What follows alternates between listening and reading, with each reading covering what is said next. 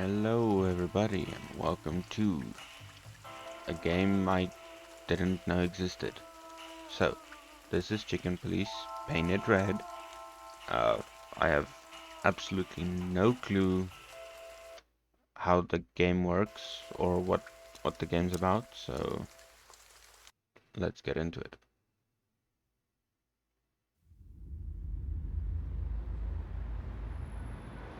Hmm.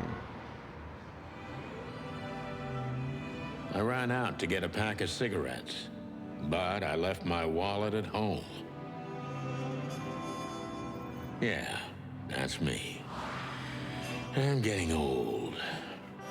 My name is Sonny Featherland, an investigator for 20 years, and once the star of the predatory division of the Clawville Police Department, one half of the legendary Chicken Police. But buying a pack of smokes is more than I can handle right now. Maybe I should just lay low. Yeah, I'll do that.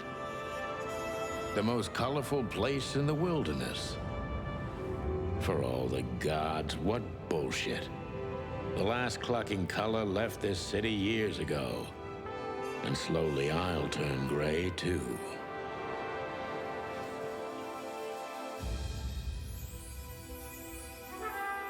Interesting. Still, what do I expect? We're living in a vast experiment, and don't even notice that everything got clucked up a long time ago. We believe in this wonderland of peaceful coexistence. Wolves and sheep, chickens and hounds. Yeah, sure, why not? It's just ridiculous. The dog eats the chicken. It's in our nature. I'm not propping up the illusion anymore.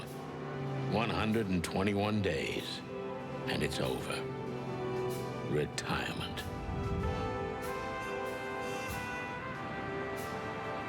What could possibly go wrong?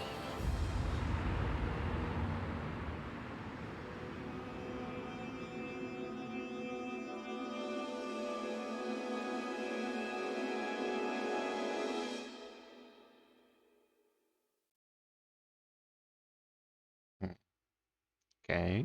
Ah, crap. My office lock is a piece of shit if a dame can pick it. She stood in the darkness.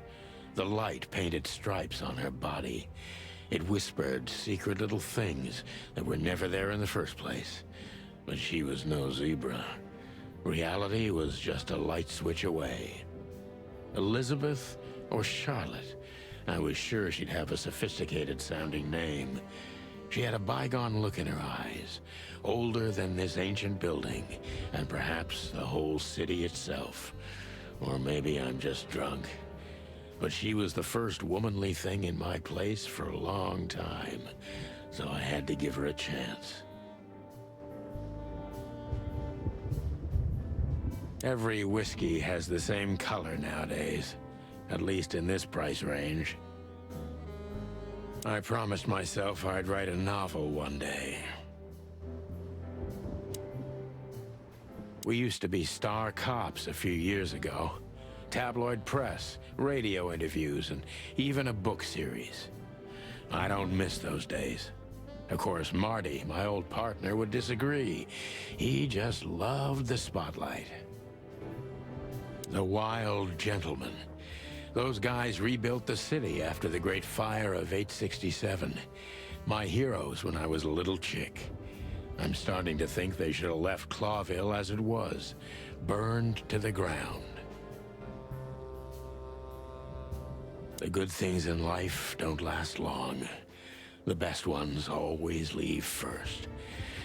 I saw that in the window of a shoe store. I never understood it, or what it had to do with shoes.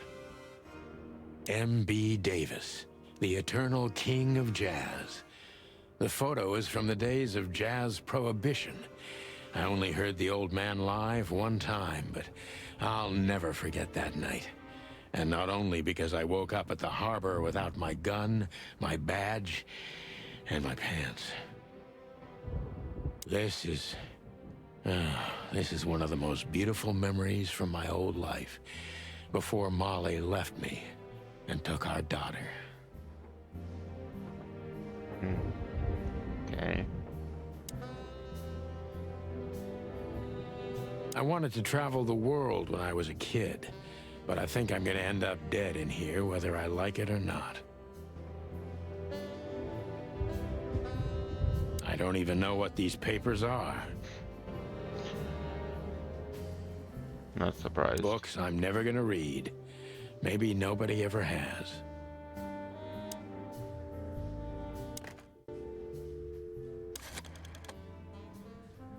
Wait, can I?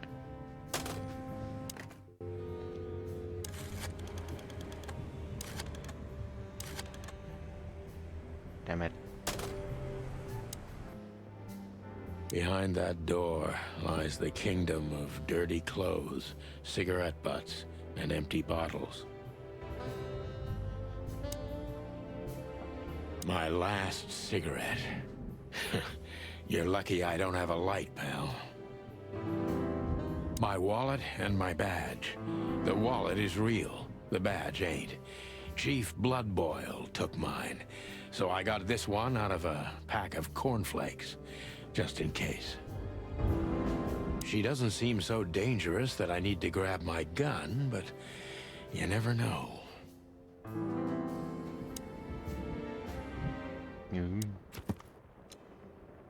The notebook is the detective's best friend. Here you gather vital information about the case, the suspects or victims, and the location you will visit.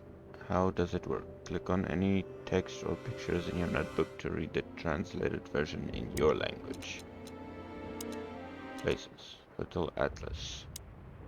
This used to be a nice place. Now we're competing who gets swallowed by the K first. The hotel's winning, but honestly I'm not that far behind. Codex. Chicken Police, Sunny Featherland, and Modern.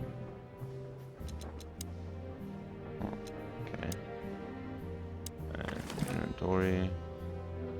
Here you will store all the essential items throughout the case. I haven't dusted you off in a while, partner. Looks like I may be needing you now. Oh man, I totally get you. Ironic, but ever since I've been on furlough, with only my fake badge sitting in my cabinet, I feel more like a cop than I ever had before. More like a Clawville cop, anyway.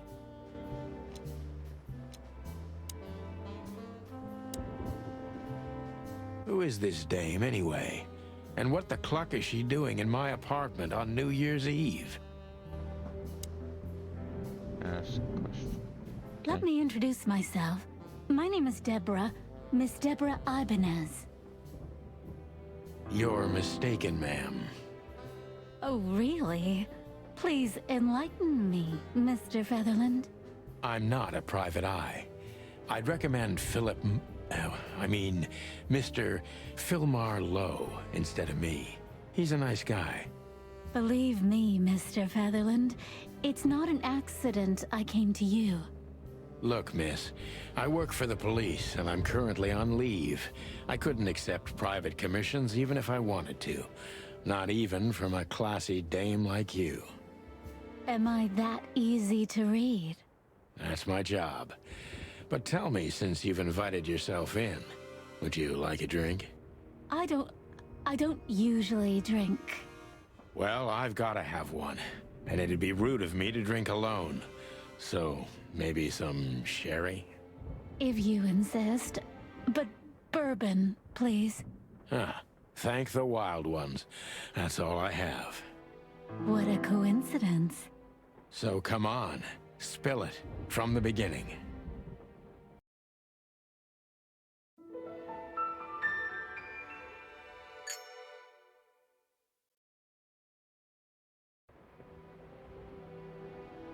Okay.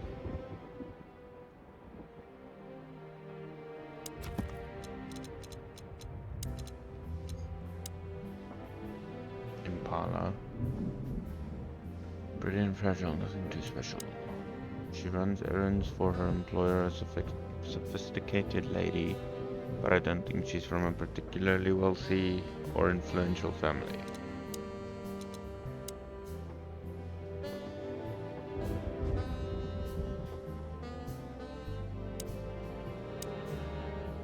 That's better. Now, if I understand correctly, your mistress is receiving threats. What kind of threats, exactly? It's a very strange matter. First, there were letters. Then it came printed on a wine bottle's label, sent as a gift. Then carved into a brick, thrown through the window. And finally, they painted it on the wall of the house in giant red letters. I think it's time to dig a little deeper. If you don't mind, I'd like to ask you some routine questions. Please, that's why I'm here. What the fuck is this game? The victim and lady is the target of some sensations. All of them are written.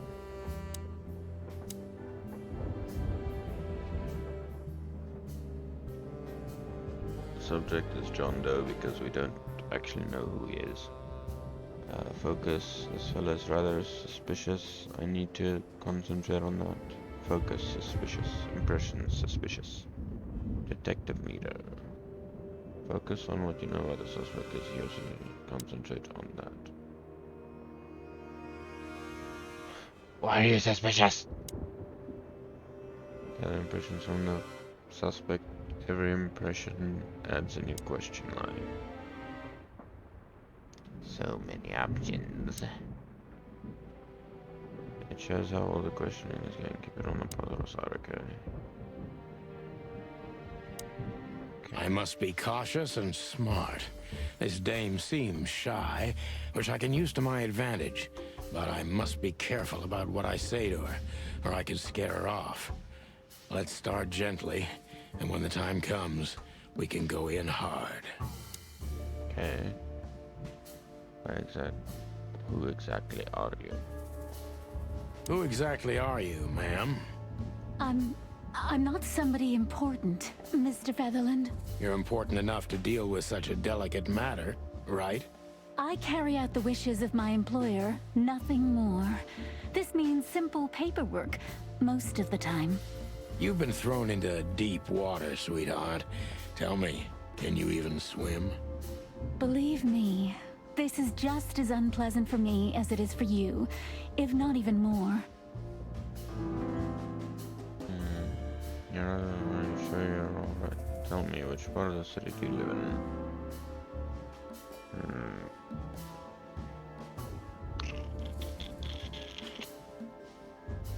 Tell me, which part of the city do you live in? Calavera Hills?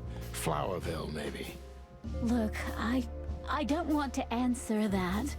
I'm here on behalf of my employer, and not on personal business. Fair point, Deborah. Let's try a different approach.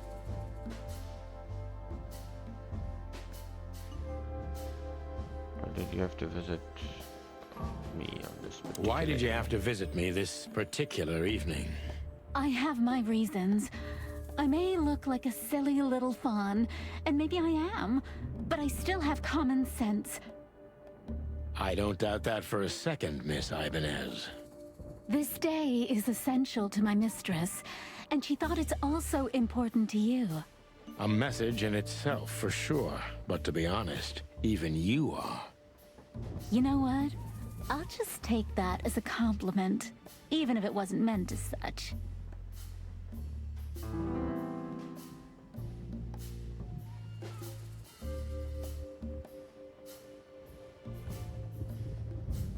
Why did you come to visit me? Why not your employer herself? My employer is Miss Natasha Katsenko. She hasn't been leaving her home lately, only if she really has to. How so? Miss Natasha is afraid. She's scared because of those unwanted messages, and everyone knows who she is. So she's that kind of woman. I don't know what you mean. Of course you do, Deborah. Thank you, by the way. We're finally getting somewhere. We avoided the point long enough. Deborah's hiding something, no question. Let's focus on that.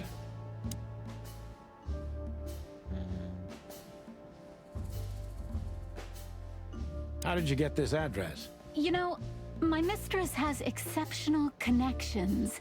If they were so exceptional, she wouldn't have chosen me. Don't be so hard on yourself, Detective. You are the head of the famous chicken police. Am I right?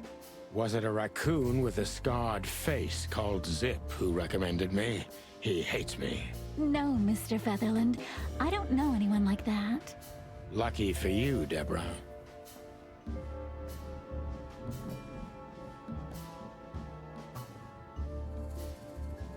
What exactly did you expect by coming here to meet me? I expected your help, just like my mistress said. Oh, that's very nice. But have you seen this neighborhood? Have you seen this wreck called a hotel? Who were you hoping to find in a place like this? Someone reliable. Well, I am reliable. And discreet. That's right. And thorough. No question about that. And has a heart of gold. Okay, let's stop it right there.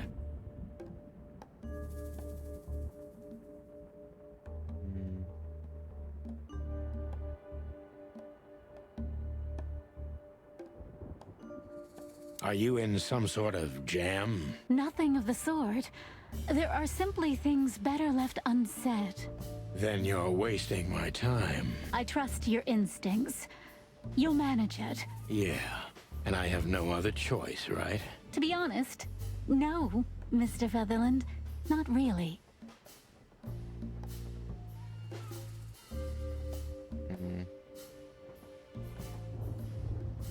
Don't you think this whole thing is a little suspicious? Look, Santino. I'll explain everything. I have no doubt about that. You look just the type, sweetheart. No offense. I'll take that as a compliment. Or maybe I'll act like I haven't heard it. You see, we're starting to understand each other.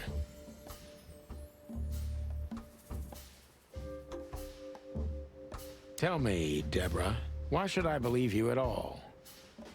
Because my mistress trusts you. Should that be enough? If you really like what she thinks you are, then yes. Damn, what can I say to that? Look, I didn't mean to back you up against the wall. You have a way with words, sweetheart. Did you ever want to be a cop? No, not for the world. Heh, smart answer. Be honest and tell me what you're so afraid of. You know, Mr. Featherland, my mistress's partner is Hobart Wessler.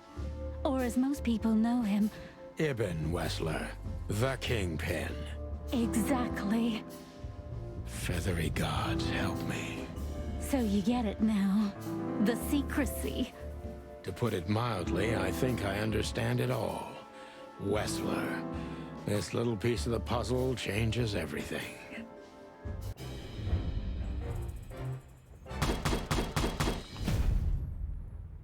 Yeah.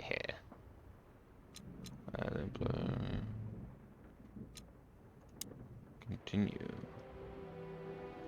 Lots of information. So, mysterious messenger, Miss Deborah Ibanez's employer is a certain Miss Natasha Katsenko. The employer, Natasha's current significant other, is the infamous gangster Ibn Wessler. She's afraid and she's secretive, or she's just secretive and an outstanding actress. In any case, not everything she told me is true. I'm pretty sure about that. Her employer currently bolsters the ranks of Ibn Wessler, to put it mildly. This explains the cloud of fear surrounding Miss Ibanez. Natasha, species cat, female. She has remarkably green eyes, and she's definitely in trouble. So am I. She's an employer. Allegedly, she's receiving serious threats. Currently the girlfriend of the notorious gangster Ibn Wessler. This explains a lot of things, mainly the excessive secrecy. Hubert Ibn Wessler. He's a rat. He's good looking, charismatic, and a clucking gangster. One of the most well-known gangsters of Clawville. Real estate mogul, bank director, museum owner, distiller, smuggler, and information broker. And that's only the half of what I've heard about him. He has dirty little paws everywhere in the city's underworld. Okay, nothing more to read. So... I don't even know where the key is. Whatever's inside is gonna stay there forever. I just talked to her again. Why don't you take it to the police? Just go there and file a report. Photos, flashing lights, fingerprints, you know the drill. The evidence is very clear. Even a moderately talented detective could easily wrap this case up. Or just try the phone. 555-111. Please, take a look at this. Well, okay. Let's see. New item. I know Molly very well. Please note this when deciding whether or not to accept my assignment. Miss Ibanez is a trusted friend. Treat her as gentleman. N. Okay. I felt like I'd been hit on the back of my head with a blackjack. Reality tilted. Molly. Good gods. What was her name doing there? I glanced at the opposite wall with the well-worn picture frames. Like an eternally dark hole in the wall. A missing piece. She was wearing a light silk dress and singing a lullaby. The waves caressing her beautiful long legs. Why Molly? Why now? Mr. Featherland? Santino, are you all right? What the hell is this supposed to mean? I don't know anything, Mr. Santino. My mistress told me to give this to you. She said you'd understand. Don't you? Oh, of course I understand, Miss Ibanez. I get it very well. But this case is becoming more and more confusing. It's starting to look like blackmail. Blackmail? Don't play innocent with me. But... All right. When can I visit? Visit? Me? Not you. Miss Katsenko. Oh, yes. You can find her at the Tsar Club. Didn't you tell me she's not the social kind? That she's especially unsociable? Or does she only like loud and crowded clubs?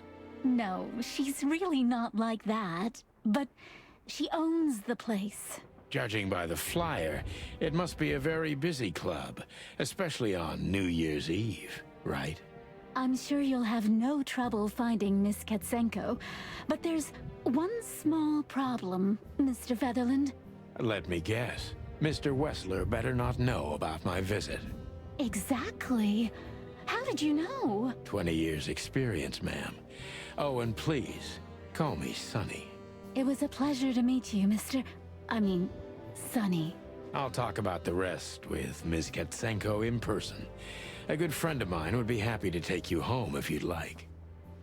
I'd appreciate that, Sonny.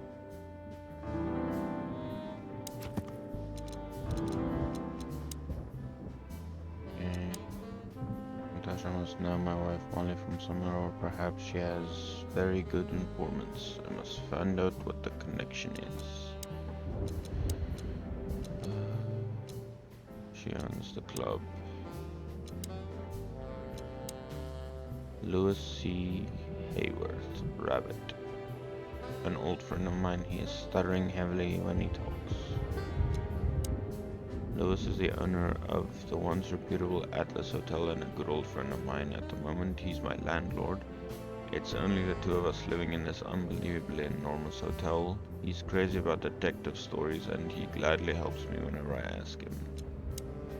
Louis's number is 555-932. Probably gonna need that at some point. One of the most famous nightclubs in the city. Owners of the juiciest booties and hardest fists frequent the place. And it's famous for not serving cops, except if they're knee deep in the dirt. Okay. So...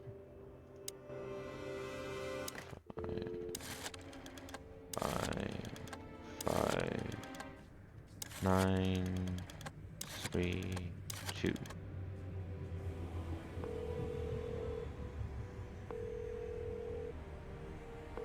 Hey, Louis. Am I bothering you? No. Of course not, Sonny. could you come over?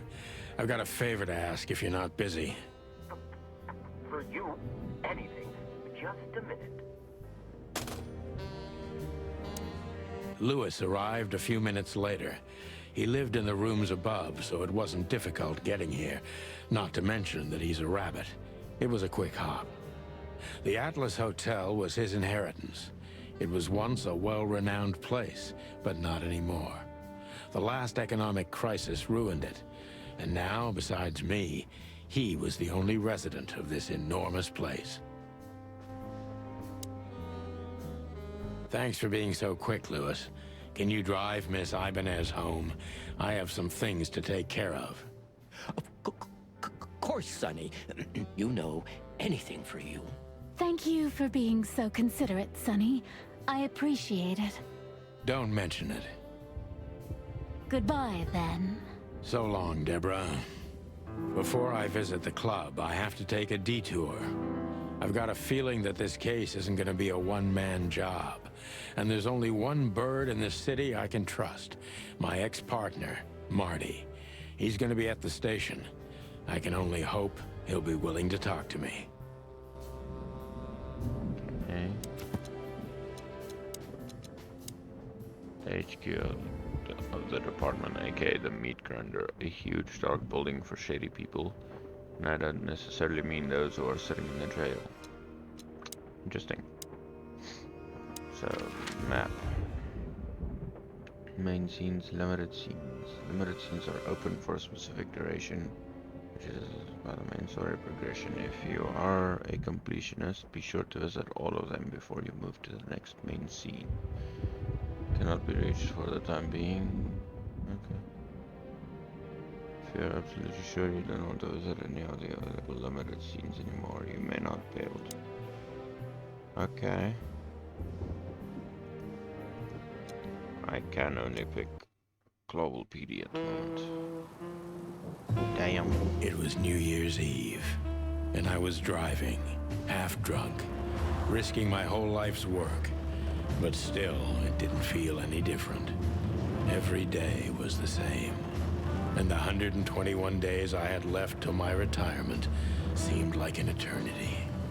When I look out the window of the hotel room I call home, I see the same thing every day. A woman in a red nightgown dances slowly in circles to smooth music. The 9 o'clock show, with a glass of cheap bourbon and the red gown with the silent music. In the meantime, the proud city of Clawville is slowly eating itself alive. And we're still here, with nothing left to lose but our sanity, while others, the smart ones, had already gone. Molly.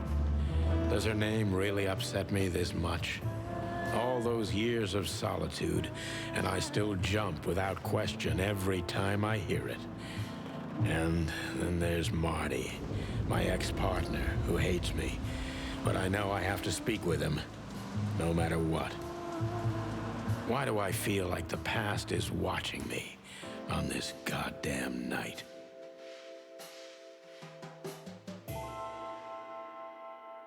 Chapter 1. Detour. I knew where to find Marty. At the station, we'd always draw straws about holiday duty. Marty never joined in.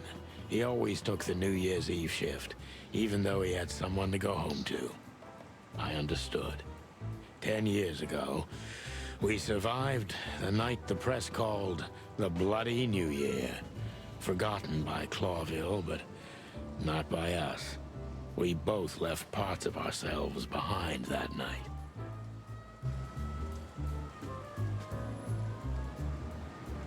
Back in the day, I used to patrol the city streets in one of these.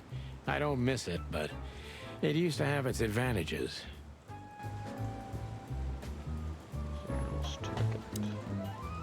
Every time this poster disappears, good old Blood Boil puts it right back, immediately. I tore it down at least 3 times already. Actually, it's a kind of passive-aggressive game for us with the Chief.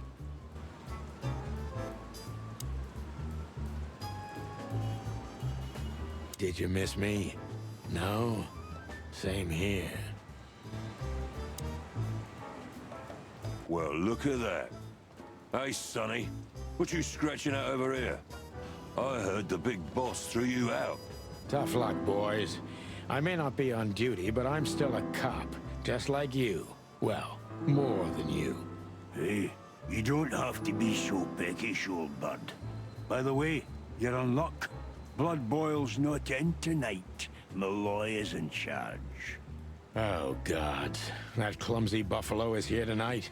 If he doesn't end up in a cell again, he's lucky. You got it. You looking for Marty, eh? I see you're still the brains around here, Phyllis. Yeah, I'm looking for Marty. Birds of a feather flock together. I see you're still the funny guy round here. You'll find the giant feather duster at the shooting range. As always. Hey, Royce. I'm telling you this because maybe you'll be able to understand. If this prickly shithead makes another racist remark, I'll strangle him with his own raincoat. I'd love to see that. Hey, whose side are you on, you jerk?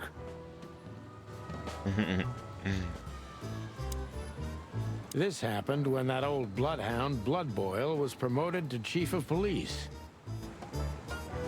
The Okay. Castilia clan thought this would frighten the old hound, but they were so wrong. Retaliation came the next morning. Raids on 4 warehouses, a dozen bad guys dead, and twice as many busted. Nobody messed with old Bloodboil after that, or Chief Marrowbone, as they call him around here. Could have been fixed up ages ago, but it was the Chief's explicit demand not to. They can say a lot of things about the old hound, but he's got a sense of drama for sure. Could have been fixed up ages ago. Okay. We have a tough history, you and me. Maybe it's time to forget about the past, eh? Okay, so everything has more than one interaction. Here we are again, Clawville Police Department. I've never been good at history, but if I'm not mistaken, this place has been a church, a hospital, and even some insane cult's secret hideout over the years. Anyway, the place holds the secrets of the ages, and some drunk pigs in the basement. Bosco.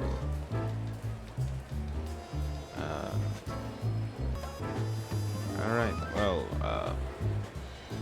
I think this is about a good enough point to wrap up the episode. So, I'll see you guys in the next one. If you enjoyed it, don't forget to leave a like, and if you want to see the rest of the story, drop a follow, and turn on that notification bell.